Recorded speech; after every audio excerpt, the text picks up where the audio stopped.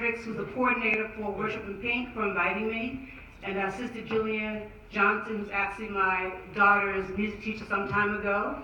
And I want to thank my husband for supporting me in all these years doing this work. When you're doing public health work and working for the underserved and people considered not important, which we know we as Black people, we are very important, but sometimes society don't want to accept that. Our work is always harder. And I'm not going to allow anyone to say that our babies don't have the right to live to be one, that our young men cannot walk the streets without being shot down, that our Black men can't get the job they deserve, that women have to be, raped and harassed in prison. The situation is dire right now for us as the people in this country. But it always has been. We came here as people, not as slaves. We came as people who were captured in our own continent called Africa, and we were dragged here. And they brought with them preachers, the ministers, the blacksmiths. This is documented. I do a lot of history. I'm a historian. I study, research, travel, do oral history. So I don't make this up. And actually, this that you can find on your own. So when they captured those people called Africans, they came as people who had education. And some of they brought actually midwives. And so we traced our first Black midwife come to the United States in 1619 to South Carolina. Amen. That's the first one we can recognize. And because of that midwife who was called by God to do the work, we are here today because we had poor situations on those plantations. We were treated like animals. You might get a vet, you might get nobody. And sometimes we need help having a baby. It's not always easy. So having a skilled person saved many lives. And right now, we still have the highest death rate of Black babies dying. So if 1,000 babies are born who are Black, 13 won't live to see their first birthday. If you have 1,000 white babies, 5 will not live. If you have 1,000 Asian babies, 3 will not live to see their first birthday. If you have 1,000 Mexican babies, not Puerto Rican, but Mexican, they will lose 3 babies. So we have the highest rate of the babies not being born, but we also have the highest rate of our children being born too soon. So you're supposed to take 40 weeks to have a baby. Our babies come out at 32 weeks. As Black people, because I'm one of us, I hear people say, well, my whole family had early babies. But it's not right. Because that baby is more prone for retardation, cerebral palsy, deafness, ADD. Yes. And we're now finding that babies born too soon have a high rate as adults of hypertension. So we look at why more Black folks having more hypertension strokes. It could be because they're born too soon. So I work really hard to educate this forum around how we bring our babies into the world in a good way. And so this brings it into also how do we get to breast cancer, why this is also my passion.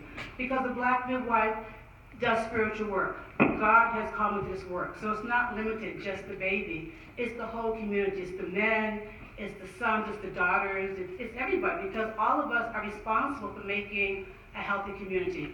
When you look at the statistics between African-born and African-American-born, when Africans come from Ghana or Nigeria or Togo, wherever they come from, those areas, their death rate for their babies is the exact same as white Americans.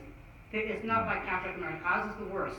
But what I've learned about them is that when someone's pregnant, the whole village, the whole community accepts that pregnancy as their responsibility. They all make sure that woman eats and she's being well taken care of. The father stays involved. The grandma stays involved. They do prayers for her. So it's everyone's responsibility, and therefore their babies have a better birth outcome. But the other part around breast cancer and taking care of our bodies, the midwife also taught tradition, how to eat. And what I like to hear about is how the Black midwife taught a lot about prayer, but also beautification of the Black woman. She knows how to be beautiful, how to braid our hair, oiling our skins, piercing our ears, doing all kinds of things to be beautiful, standing up straight, having good posture, like your mom said, or like my mom said, standing up straight, put your shoulders back, quit slouching, slap on the back, get up. So I still stand straight. My daughter, I had 7 kids, by the way. 3 boys and 7 girls and 9 grandkids, and most of my biological, I also adopt kids. I got a bunch of children. But in any case, the Black midwife taught about health. That meant also breast health.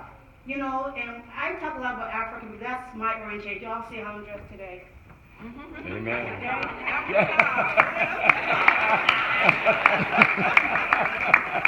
So, I love to wear African clothes. Though I'm an African American born here, father Baptist, mother Boston Catholic, so these are my roots. But my mother also told me that I have another heritage, and she told me that earlier, so I love to learn about Africa. And what I learned was that in Africa, the body is considered sacred and beautiful. If you have African art, you'll see that most of your art is usually women with children or women breastfeeding. And they also go topless. Africa goes topless, the Fiji Islands go topless. I'm not promoting we go topless, I'm just trying to explain that. Well, of course, we have a new beach here in Portland, so Sophie's Island, so just in case. But the reason why, on a health level, the sun has vitamin D that actually gets on your skin that helps prevent things like poor breast health.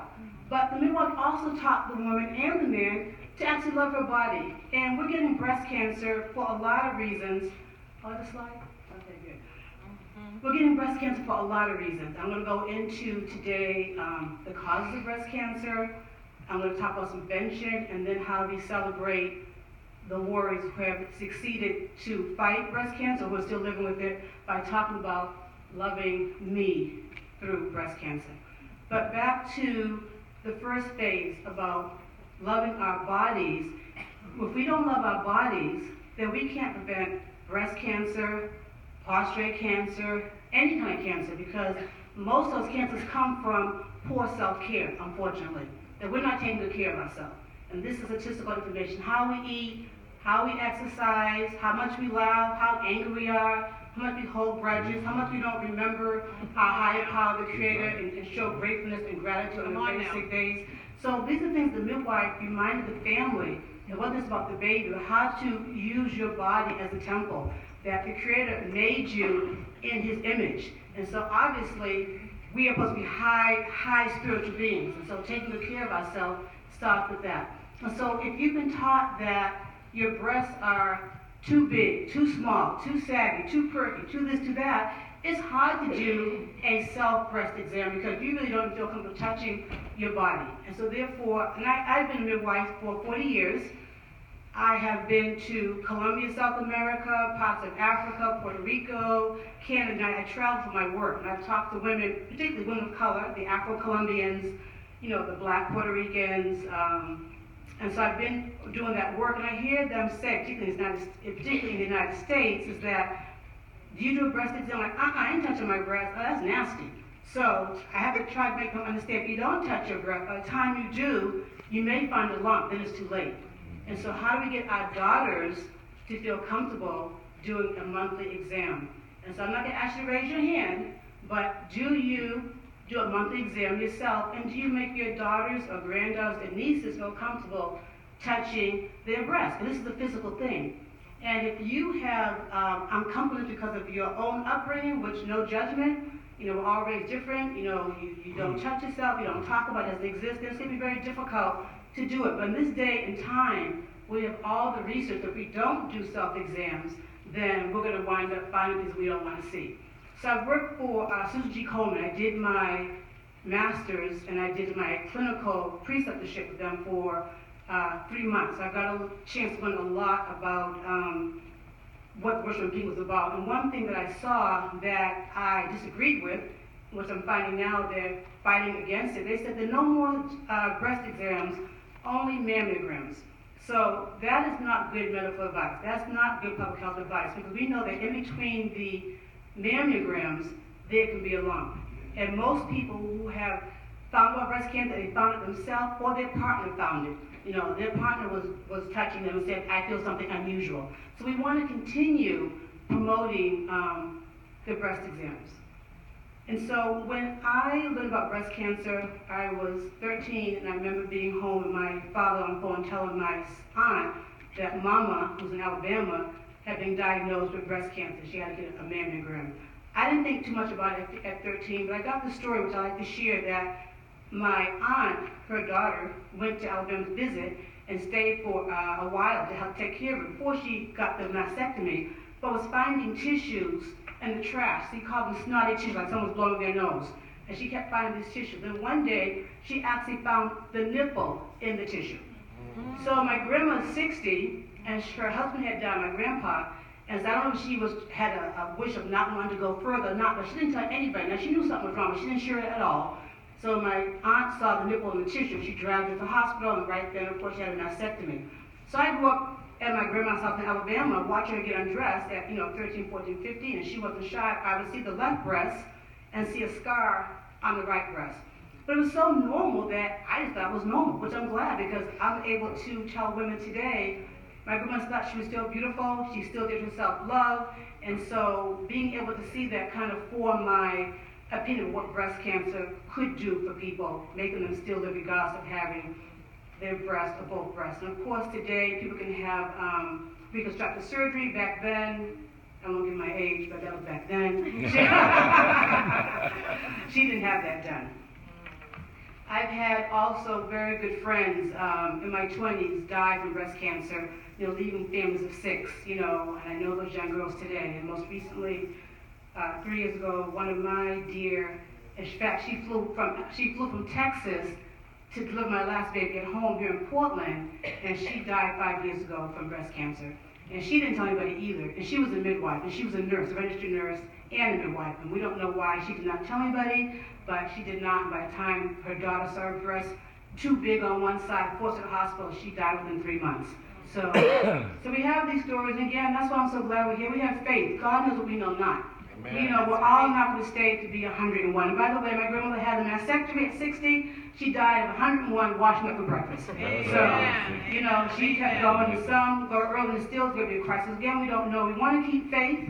We want to pray, but at the same time, God gave us reason and education and information. So you want to give expression. You trust in God, but you tie your camel. Trust in God, but you put your seatbelt on.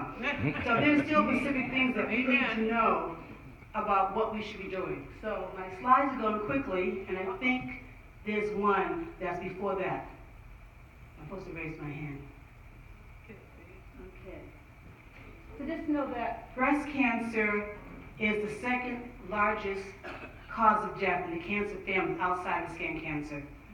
So we know it's a real problem. Out of 100,000, 8 women have been detected with breast cancer. Whether they live or not, we don't know. But it's a real prevalent thing. So we do want to make sure we understand the importance of self-identification and self-help around breast health. Excuse me.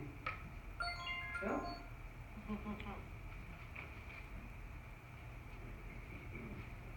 And then the next slide is about what is breast cancer. So this is a very interesting part. Breast cancer comes from the 2 glands, the milk gland called the duct, and another gland that carries the milk to the nipple called the tubule. Those are 2 places you're going to get breast cancer, in the duct and the tubule. I mentioned that, but I'm going to get into the importance of breastfeeding, why I want to remember the word duct and tubule around. One makes the milk, and the other one's how the milk gets into the baby's mouth. So now I will take the next slide, which is going to be a graph. That one. Okay. This shows that, are you all aware that black women have a lower rate of getting breast cancer compared to white Americans? But we have a higher rate of dying from it. So we don't get breast cancer as often as other races. Native Americans get breast cancer the least. And that's this graph on this side is showing you that it has races: white American, African American, Asian, etc. down the line. But then we get to the far right, we see that we may get breast cancer less, but we die more often. So that highest bar is the African Americans for mortality. More of us are dying from it. So I always like to be very sensitive around that, because we have heard that African Americans have a high rate of mortality, they have more prostate cancer, more hypertension, more strokes, more diabetes. I'm like, what the heck? How much stuff are you going to get? That's just too much. And so it's not because we are genetically inferior. We are a very strong group of people. In fact, babies who are African descent who are born too soon have a higher survival rate. So we have good genes, but we have to also look at racism. Racism also exists where we live. So if you live in Alabama, my friend works at CDC, Dr. Drew Crawford, used to live here. She works at CDC in the brownfields, where she goes up to investigate the high rates of cancer where black people and poor people live, where the big companies dump their toxic waste. So being around toxins, growing up in that, is going to also give us issues. They call that now an environmental racial injustice. These landfills are always in areas of particularly poor people and more so people of color. So we have to look at that as well. You have to look at the food deserts. You know, I was in Chicago a year ago. Now, I live in North Portland, so I'm walking to New Season, I'm walking to Whole Foods, I'm walking to Safeway, I walk to Fred Meyer's, I walk to Cherry Sprout, everything's true, and there's food. But you get out to the larger numbers, in Chicago, I think we drove for 30 minutes before we finally found a store. When I saw that store, I didn't go in, I was just looking for it, I was headed somewhere, I just wanted to see what people go through in that community. I found that one store driving by, 30 minutes by car. How long we don't have a car in Chicago in that area? And it was Red Bull, cigarettes, Core, and I believe it said cold cuts. So those are cancer-causing foods. That's right. Prostate cancer, cancer of the breast, and any other kind of cancer, and a whole bunch of other problems. So people often have limited options, and that also is racism, because the country knows good and well what it takes to have a healthy family, healthy community. The fact that it's designed not to, we have to be aware of that. It's not always just the victim, and we don't want to act like we're doing something wrong. Well, I want to get good food. I live out on, I visit from 122nd. There's only one store, it's Albertson. They closed the other one down. So people of color get less and less options for the food. Where's the food at? It's down here. And there's been gentrification. Everyone's back out there. So these are issues also around racial justice that we have to look at. If you are a black woman and you have cancer, often the oncologist is not going to refer you to the highest and most skilled option unless you ask. So as a midwife and a doula trainer, I always teach my students to ask a question. They say you need a mammogram, I want to know why, what kind, the kind your wife took, literally ask them. What medical school did you go to, I'm a doctor, and do you like me? And they say, who is this woman? But I'm very sick. If you don't feel good about me, can we find somebody else? You know, if you're not sincere about helping me out, and I'm a paying consumer, I want another doctor. And one thing that I learned is that if you're not happy, I don't think it's the Oregon Health Plan, Medicaid, you're paying cap. You're a customer. If I don't like Saks, I'll go to Nordstrom's. You know, if I don't like Nordstrom's, I'll go to the next store. You don't have to take that treatment. What you do, you write a letter to the president of the hospital and say, hey, I am a customer here. I'm having it very bad. Can you make a formal complaint? But as black women and sometimes as people, we weren't taught to ask those questions. You know, so be assertive. This is your health. This is your life. Amen. Amen. Amen. So the next slide. That slide is.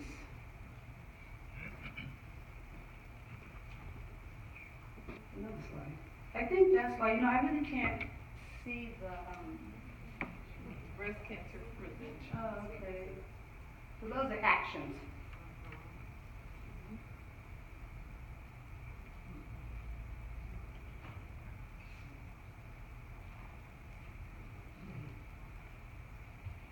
So some of the actions, I'm sure you're all trying to see them. So you know the basics, no tobacco, trying to be a normal weight, physical activity, restrict alcohol consumption, you know, good nutrition, and to breastfeed. And I put in breastfeed. So I would ask by a show of hands, all those who have learned about breast cancer prevention, have you heard of breastfeeding as one of them? Would you raise your hand? So 2 people heard that breastfeeding is a prevention for breast cancer. So raise your hand high. I have 1, 2, 3, okay, that's 6, that's not bad. So, but most people don't know that breastfeeding is a God-given gift. Amen. A God-given gift to Amen. prevent breastfeeding. And so, I'm sorry, to prevent breast cancer. And so, in order for us to look at breastfeeding as the one thing that we can do that's free, is spiritual. I always tell people that, you know what, Jesus Christ was breastfed. You know, God bless his mother Mary. Amen. Literally. He was also born at home. You know, in a manger. You know, that's what I'm about. Breastfeeding at home birth. You know, and all the prophets were. And Harriet Tubman and a whole bunch of other good folks. So we want to learn about breast anatomy. You know, what is the breast made? We should know what's behind our skin, what's back there. You got little glands, you got tubes. Know what's behind your skin and what you're feeling every time. And please teach your daughters. The majority of my clients who I teach are the ages of 50 to 16. And just to let you have a note that breast cancer has actually begun hitting our daughters and our family members at an earlier age. So now women are getting breast cancer at 36 and 40. This is very new. It did not happen this soon. They're trying to figure out what are some of the reasons of why breast cancer is coming so much early now in the next generation. So teaching our daughters at 16, 12, whatever age about what is their breast anatomy is going to help them to understand early, to detect things early. definitely learn to do a breast exam. You know, laying down on the bed, in the shower. You can do it 10 days after your menses. If you don't have a period, do it just find the same day on the calendar. You know, put coconut oil on your hand. You know, talk to your breasts. Say nice things. I don't want a lump to be there. You know, all that vibrational biofeedback. Well, we tell our head I don't want a headache, and I tell body get up straight, and arthritis go away, and a whole bunch of other stuff. So, make the breast love. Make the breast love.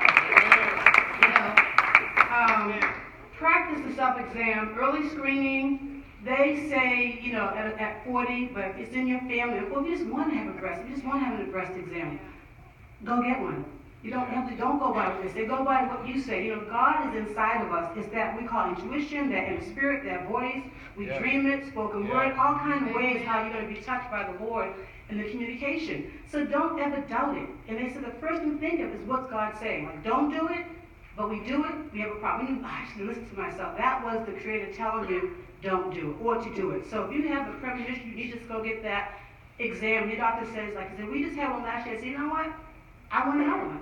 Can I have it, please? Amen. You know, okay. They're going to always try to discourage you. The whole issue on helping is to get you in and get you out. Don't let them rush you. This is your life. Amen. You know, you're on the clock, doctor, no matter what. And it's not my fault that you gave you 15 minutes. I want you to take your time. I want my exam. And I don't want that old machine. I want the new machine that comes out, the new glass one. Yeah, that's the good one, you all. So make sure I got the right equipment. Don't go for the old. I say, how long has this been out? I don't want if you don't even know the name of it. I want the new one. You know, give me that new one, the one that your wife uses. I always say that. What your wife do? What do you do for your kids? What you do for your kids? Do the same thing for mine. I'm not being second class. So I also want to talk about the breastfeeding. So the next slide should be, okay, there we go. So breastfeeding, as you may know, it does lower the rate of getting breast cancer. So if you breastfeed your baby, you need to breastfeed for more than 12 months. And I'm going to say, sisters out here in the audience, with no respect, because I do professionally. Most of them I work with, Oregon's pretty good, but most of them I work with who are from my race have a hard time with breastfeeding. They don't believe in it. They think it's nasty, they think it's sexual, there's something wrong with it, it's a boy baby, and the husbands of workers are just as bad.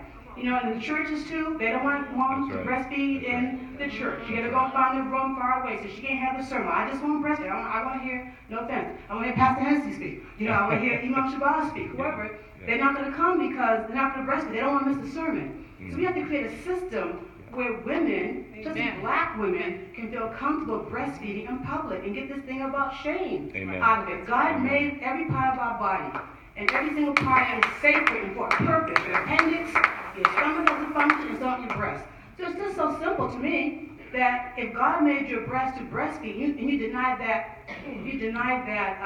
natural purpose, then your body, they're telling me now through science, it becomes dysfunctional and it creates tumors where the milk's supposed to be made. And it creates tumors where the sinews, where the milk's supposed to come to the nipple. So we're denying the body to do that. And also taking birth control a lot earlier. Most girls are getting birth control at 12 or 16 because, not because they're having sex, but they're having poor menstrual cycle. They're bleeding too much, having a lot of pain, so their moms put them on birth control. It's very early in life. So before, women didn't take birth control pills until later in life. Now they're almost on it as kids. That's years and years of hormone therapy. So if you're going to use birth control pills, talk about different options. Consider the IUD. Do not get Depo-Provera, by the way. And don't get the Neuroplan, which I think is played out. So really talk about the kind of options you have. And believe it or not, natural family planning actually still works. The Catholics have used that for years. They have it down to science. You can use natural family planning. You don't have to put a lot of pills in your body so soon and so consistently. So breastfeeding for at least 12 months or longer is going to help protect you from breastfeeding. I'm sorry, from breast cancer. And also, breastfeeding prevents you from getting diabetes. I don't know if you knew that. So if you're prone to diabetes, if you breastfeed for more than a year, it's going to delay your diabetes for 10 years. And if you breastfeed for a year, you're going to also prevent cervical cancer. So I feel ovarian cancer. So I just really do right now. We need to praise God right now. Praise God. That God made our body perfect, and it is a very free and easy thing. Even if you got one breast, you can breastfeed. Now mine too. So you got two ways of keeping your body safe and healthy. We don't practice it. And sister and brother, we don't support breastfeeding. We're going to see our young black women dying from breast cancer when it could have been preventable. To me, that's a sin. That's a sin. If I say I believe in God and I'm saved and God is perfect and I'm saying all this good stuff, then why is God wrong about the breast milk? Why is that wrong? So just have to think about that. So that's just the universal picture of breastfeeding up there. And then the next slide, I like this slide. It talks about the statistics. So it says by race being African American, black multiracial, African born, and black other. And people did not breastfeed. So if you're African American, only 66.4% breastfed in 2014. If you're multiracial black, 81% breastfed. If you're African born, the highest number, 94.7%. So African women almost always breastfeed. And then black others, 100%. Who did not breastfeed? 33% of black women or African American did not breastfeed. Only 90% did not breastfeed who were black multiracial. Only 3.53% did not breastfeed who were African, and there's no number. So I just want to share that for African Americans, we have a lot more challenge around promoting and supporting breastfeeding as a normal way to prevent breast cancer in our society. And so our next slide is going to be some of the reasons why they think breast cancer works. I'm sorry, too many breasts going on here. Breastfeeding. The reason why breastfeeding is considered helpful. So having, again, I keep reiterating that God is perfect. God is king. God knows what our body's supposed to do. So you're supposed to have a period every month if you're not having a baby. It means that you're not pregnant. But when you have children and you breastfeed, I don't know if you know that, you don't have a period, you don't have menses anywhere from 6 months to a year. The body's designed to have that break. It prevents too much estrogen from growing in your body, which is one of the reasons for breast cancer. So the body shuts that down naturally. So if you're not breastfeeding and bottle feeding, you have your menses every single month after birth. You're not supposed to. It's supposed to have been honored and stopped due to the breastfeeding. So that's what they're finding out about that. And they're also saying that they believe that breastfeeding makes the breast cells more resistant to mutation of cancer. So breastfeed for more than 12 months. Breastfeed your baby on demand. So unless you have to go to work or something like that, let your baby breastfeed. The law nowadays is interesting. We push so much for the men to be, which I commend you as a midwife. I commend that the father's right there carrying the baby, want to do everything. But guys, take a break. You don't have breast out like that. You don't have to breastfeed. So when you say I want to feed the baby and have the mother have the pump so you can feed the baby a bottle, it's the person's decision, but there's no need for that. The mother needs the baby on her breast as often as possible to prevent her menses from coming and to create that resistant piece in her cell to prevent breast cancer from forming. You can give the baby a bath and you can bring the baby out. You need the mom money and a diamond and a car. All the real things that count. A nanny, housekeeper. Those on my list. So those are some of the amazing reasons of why we want to breastfeed to prevent breast cancer. In the next slide, I'm going to move into some of the things around how, if you do get breast cancer, how do we love ourselves through it? Breast cancer, I haven't had it, as I've seen family members and close friends. It's a very difficult illness. I'm going to call it illness because now, thank God, people can actually live through breast cancer. If you heard that 50 years ago, people started crying right away. It was a death sentence. We've come a long way now. There's so many options, and I really thank God for the options. But it doesn't mean that it's still not difficult. It doesn't mean that it's not difficult. It's still difficult to hear that you've been diagnosed with it. It is scary. It creates emotion. And though we are spiritual people and we're praying to God, we're still human. We have human emotions. So we're going to feel stress and things like that. And on top of that, when you start your treatment, more things happen. Loss of appetite. Nausea and vomiting from the medication. Loss of hair, our image, loss of weight, gaining weight from medication. You're only 33, you want children, you're only 40, you're early menopause. When menopause comes, it's only just by itself, hot flash and things like that you should get later in life. Now you're getting a lot earlier in life. That can be very devastating and difficult for young women to have to experience that. Weakness and fatigue, so people are tired, they just don't have any energy, they often lose their jobs, trying to go to work, can't cook and clean, can't take care of their children, can't give the husband or the partner the kind of relationship that they're used to, they're exhausted.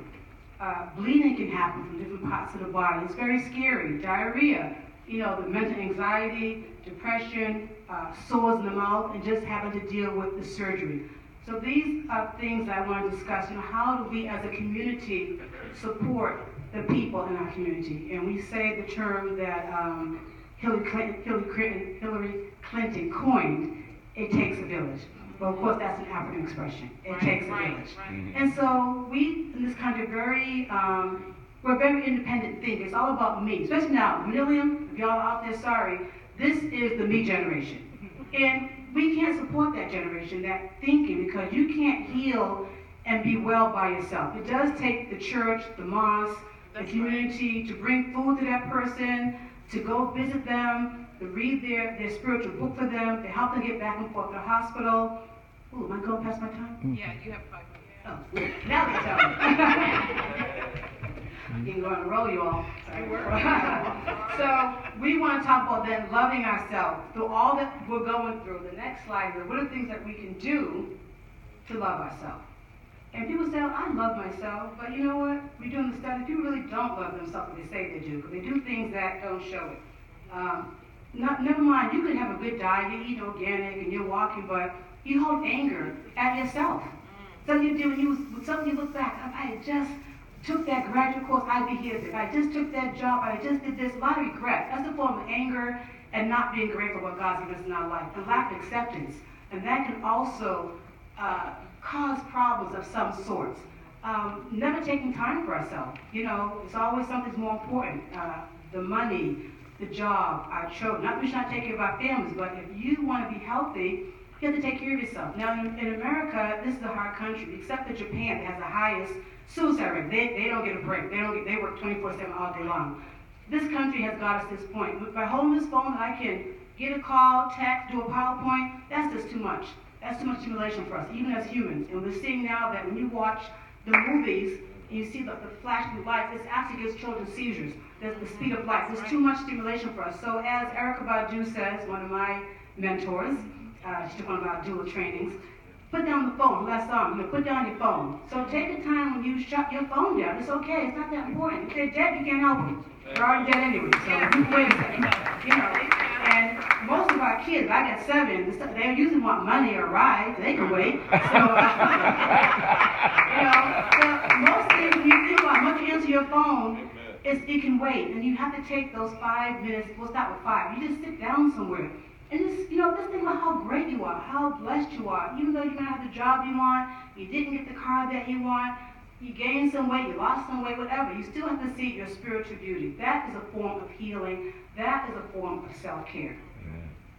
And then I'm going to say a few more things, my last 5 minutes. Examine your life and take ownership of things that aren't going right. Don't blame people. If I didn't get my PhD because I didn't want to take the test, I didn't want to take up the loan. Whatever it was, it's a choice. I can't be mad at my husband that he wanted me to. No, I made that choice. So accept it, and it's okay. And thank God that obviously it wasn't meant to be this time. We're not dead yet. You could do it later on. So examine your life, take responsibility. Take time to worship and pray in private. Just go get on your knees and sit there and just close your eyes and just think about and go outside and pray. Go sit on the grass. I'm a rural Southern girl. My husband soon because my shoes are off. Touch the earth. Mother Earth is true. It's true. When you take your shoes off and use your bare skin on the earth, energy does come from the earth. That's documented. That's why little kids, run around with those shoes, the fastest runner in the world is from Africa who ran with those shoes on. So go enjoy the environment. Get out of your house and go find a park because it's going to be a different type of experience for you. So do that for yourself. Celebrate the small victories, whatever it is. I got up this morning and I brushed my teeth. For some folks, that's a victory. Some people couldn't do that. They brushed their hair. Dance. I don't know if y'all in this trip you're allowed to dance out, but the music here, I was about to go dance. So I was like, okay, now I'm gonna start breaking out. So definitely dance, you all. Because that's part of our culture. Amen. A movement. You don't exercise. You just dance. You be cool. That's right. Read a good book and create a vision board. Get some magazines, cut some pictures out of what you wish you had and know you're going to have it. And if you haven't seen really quick, I did see the book, I read the book called The Secret, and I saw the movies. The Secret means that you see what you want and you believe it, which really is spiritual. You see what you want, and you believe God's going to give it to you. So he just put it in another kind of form. So I always drive around downtown. I say the same thing every time. I'm never going to find a parking spot, and I never did. When I read that book, he said, if you stop doing that, you'll always find a parking spot. That's right. So now, before God, I always, I can say, I'm going to get a parking spot on the second floor from the elevator. And I keep doing, I literally get that. So believe what you say about yourself. Believe that you are well. Believe that your cells are healing. Believe this white light of God going through you. Amen. Believe that you can be all that you want to be, and that your purpose in life. Amen. You're here for a reason. And whether it's here to come here and sing or come here and talk or sweep the floor, you're here for a reason for God. Time is limited. So don't let your life be in vain. Celebrate yourself. Love yourself. Thank God for your life. And thank you all so much for the time.